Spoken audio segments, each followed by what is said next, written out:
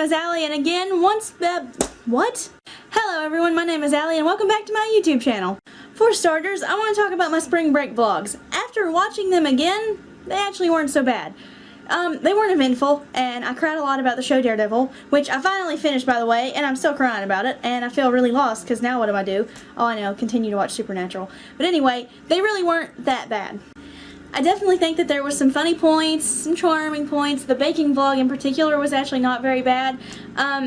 It took a lot of clipping because there would be moments where my video camera was literally just on me and Leah doing the same task for like 15 minutes, and I was like, well, this doesn't need to be in there, so I had to clip a lot of clips. Clip a lot of clips? Wow, I think this is the most awkward I've been since my very first video, but that's just because I'm trying to get back in the swing of things. I'm ghastly pale again because I'm facing my window again, so just pardon how white I am and that my lips and my hair is like glowing. Anyway, all that aside, the spring vlog, This is why I normally follow a script when I do my videos, because I keep messing up. Yes, I write scripts for my videos because I'm that OCD and I'm that in order. Anyway, the spring break vlogs are over, and I'll probably do another set of vlogs. I think that even though these were kind of unprofessional and not the best, they were kind of important to do, you know, to try. So I did that, and I might do another set. I know for a fact that I'm going to see Panic at the Disco in June, so maybe that trip could be vlogged, you know. I think that'd be fun. So maybe then I'll do it, but other than that, I'm really not much of a vlogger unless something is happening. So at least it's not completely ruled out anymore. But enough with all that, enough with the vlogs and me being awkward. Today, instead of doing the story time like I keep saying I'm going to do, I'm going to put that on the back burner yet again, and I'm going to do a review of a movie because I really just want to talk about this movie, and I want people to go see it because it's so good. And that movie is I Saw the Light, starring Tom Hiddleston as Hank Williams. Before anybody says anything, I'm not doing this as a biased review about Tom Hiddleston. I promise this movie was really just that good, and that's why I want to make this video.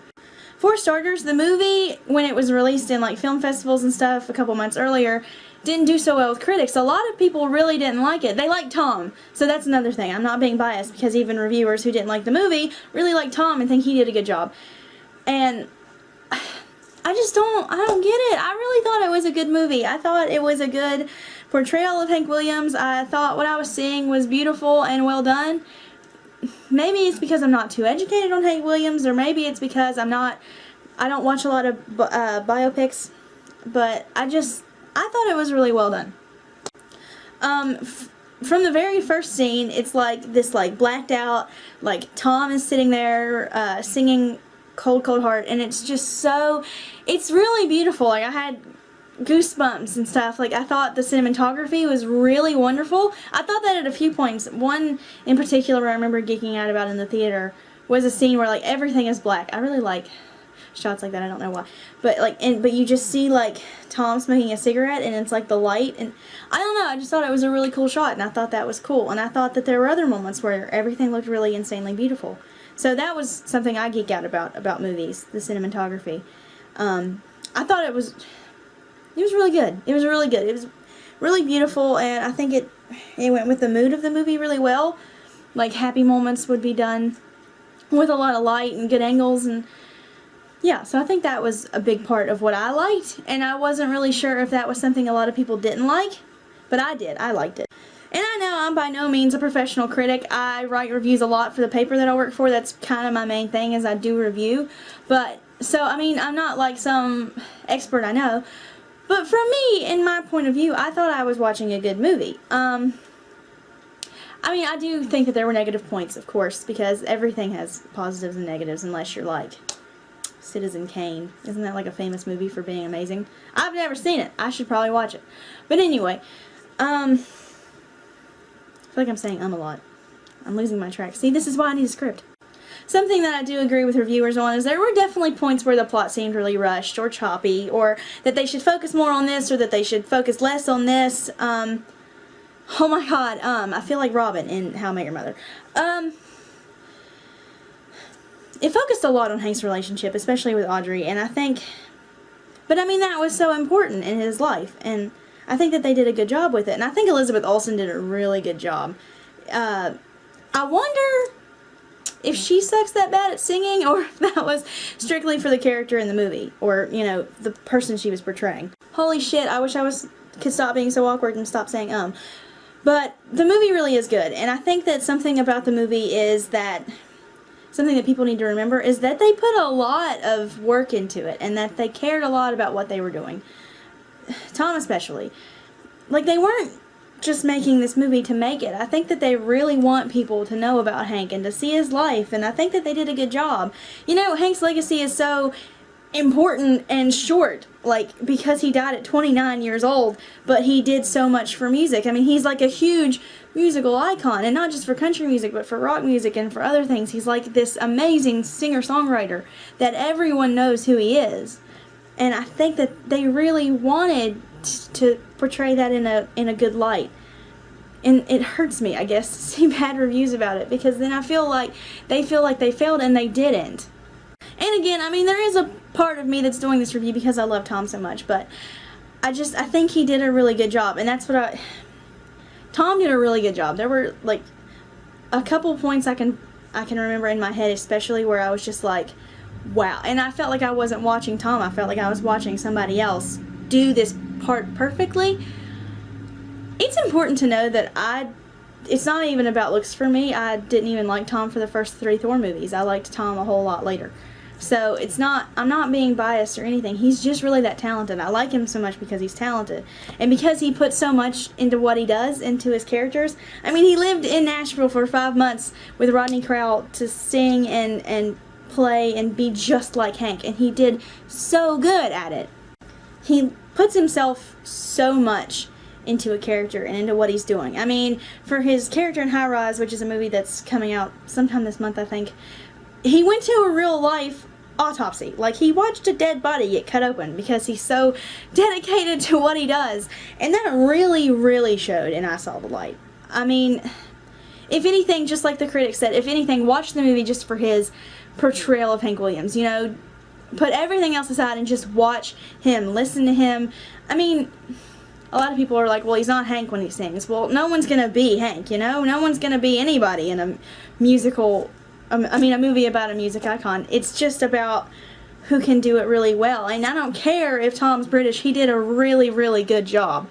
And, I mean, like I said, he blew me away at points. Like, I felt like I wasn't watching Tom. I was in a movie theater, and it was literally just me, 2 of my friends, and my mom, and then a bunch of other, like, I don't want to say old people, but I mean, that's who it was. It was like older people who obviously listened to Hank Williams in their day. And the sad thing is I didn't really hear anything they said about it, so maybe they didn't like it. But they didn't leave the theater complaining, so, I mean, there's that. But I guess what I'm trying to say is I want an entire demographic to see this movie, because maybe that would make a difference. I feel like if enough diverse population saw it, it would get better recognized. I don't know how I want to put that. I'm really sad because I feel like this movie could win Oscars, but it's not going to because of the critics tearing it apart. At least I don't think so, because I don't really normally see critically criticized movies that do bad with critics win Oscars when it should.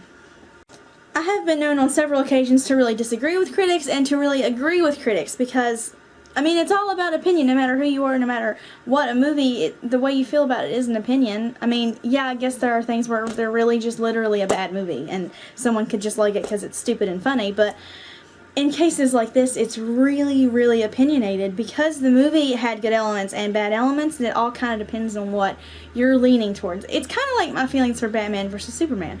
I mentioned in my vlogs how I didn't personally really love it, and neither did any critic on the face of this earth. It got torn to pieces by critics. But the fans were really separated in half. And that's something else too. Being a fan of Tom Hiddleston, I see fans on Tumblr talking about it. And again, no one is disappointed at what they were watching. One review in particular that stood out to me by somebody I follow on Tumblr mentioned that seeing it twice helped, which I wish I could do, especially now, because now I'm awkward and I feel like I'm not really sure what I'm talking about, because now it's been about a week and a half since I've seen the movie. And I wish I could go see it again and do this from a fresh perspective, but I feel like that helps with a couple of different movies, you know, because you could miss something or want to focus in particular on one thing. So some movies do need a second viewing, or some movies just need to be you need to think more in depth. I remember one of the first movies I reviewed and I was really proud of the review, was Maleficent with Angelina Jolie. Initially, I didn't really know how I felt, but after I thought more, I was really impressed. I really liked that movie, so that's what I'm trying to say. Wow, I really can't stop rambling about other things, other irrelevant things. But, again, the point is, the movie really was good. I'm not going to say it's the best movie I've ever watched, and I'm not even going to say it's better than some movies I've seen that have won Oscars, because I've watched Birdman. But the thing is, I just want it to get a better reputation than it seems to be getting. Not just for Tom, but for the entire movie. The director did a good job. I mean, it was just really good, and I think it did a good job at showing Hank's legacy, whether people want to acknowledge that or not. Hank Williams is literally known as like some sort of American songwriting Shakespeare. You know, he died so young, but he had such an insanely amazing career. He burned fast and bright, the way that a lot of people say, the way that Tom actually says a lot in interviews, you know. His life was very fast and very, my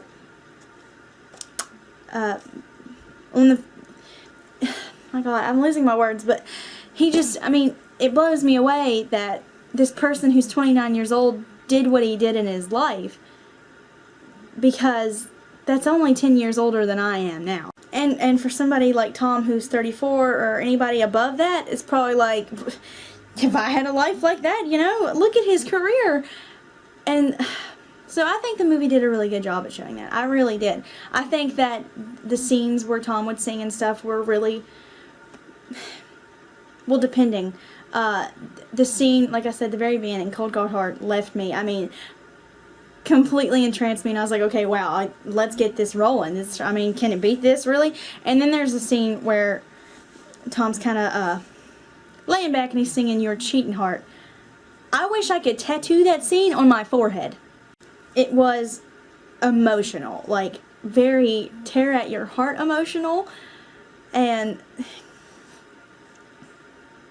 wow, this was a really good movie. The more I think about it, the more I want people to watch it. And that's why I'm doing this review, this terrible, choppy, irrelevant, rambling review, because it really was good. And it did such a good job at showing who Hank was, and Tom did such a good job at portraying that. And I keep saying Tom, I know, and I promise this isn't a biased review, and it still isn't. It's just important because he's the main character. If you are a Hank Williams fan at all, or even if you aren't, I think you could watch the movie. Or if you're a Tom Hiddleston fan, and you're probably going to watch the movie anyway, watch the movie. I know that I heard about the movie because of my love for Tom, but actually I remember Hank Williams being kind of in my life when I was a kid. I did grow up around country music, so it's something that was in my life. So it's not like I'm completely ignorant on what I'm watching or on the subject matter. It's just something, it's still a little bit new to me because I didn't really know a lot about Hank, but I know what I'm seeing was well done. And I'm happy because his family seems to be kind of like, Hank Williams' actual family seems to be kind of split about how they're feeling, but I know that his daughter really loved it, and that means a lot to me because I at least want someone to realize that it was a good show of Hank and the way his life was and who he was. Hank Williams was a very tortured man. He had a lot of demons, and I think that shows. I think Tom did a really good job at showing that. I think that the music that they showed Tom singing was good, like they did it at good times. So overall, I mean, like I said, it has its positives and negatives. It was rushed and kind of choppy, but it did a good job at what it was supposed to do. Showing Hank's legacy and doing it with someone who cares a lot about what they're doing with their character.